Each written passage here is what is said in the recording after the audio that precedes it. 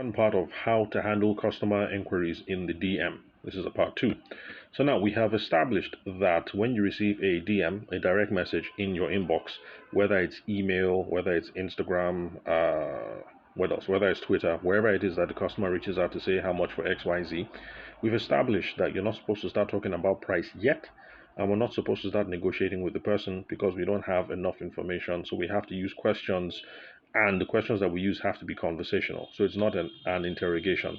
If you ask questions like you're a robot reading a script, it's going to be it'll come off like you are interrogating them, and the average Nigerian doesn't like to be interrogated, and so it's just going to be an awkward conversation. So we have to keep it conversational. We've also established that the kinds of questions we should be asking are qualification questions and discovery questions. That will give us all the information that we need so that we can now start talking price and start negotiating effectively with whoever is on the other side of the email or whoever is on the other side of the direct message or whatever DM that we have received in our inbox. Now, qualification questions. Qualification questions, when we're asking qualification questions, we're just trying to figure out who we're just trying to figure out who the person is that we're talking to. We're trying to understand who it is that we're talking to, and we're trying to figure out if the person has the authority to be handling these pricing and negotiation questions. We're also trying to figure out the general scope or the inquiry of the problem. Now, this is the reason why all these things are important.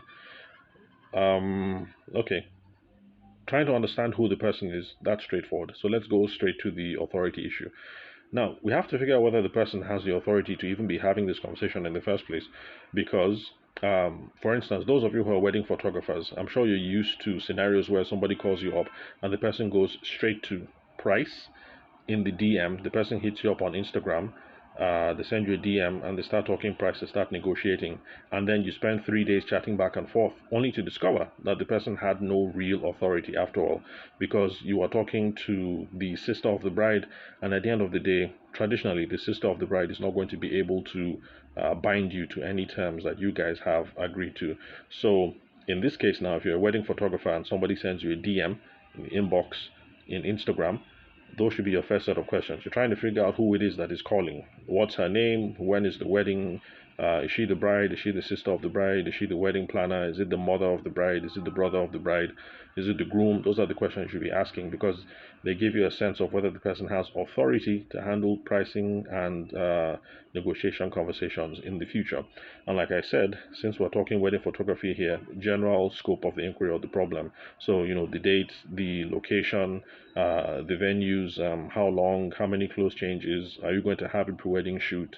Let's see what else, because you're trying to figure out a couple of things. How much time are you going to invest? How much manpower are you going to invest in the project? How many days is it going to involve?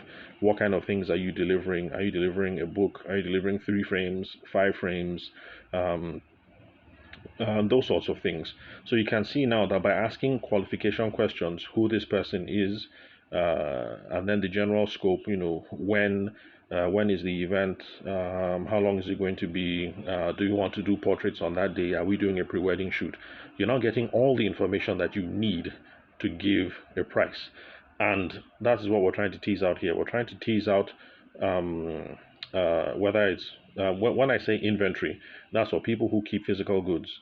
Asking all these questions, you're going to be able to determine if you have the inventory or physical goods to satisfy their request, or whether you have the capacity, the skill set to be able to carry it out. So like in this case, the example that I gave, the wedding photographer, is from asking all these questions that you know whether this is a bride that you'd like to work with, or you have the capacity or skill set to even make her happy at the end of the day.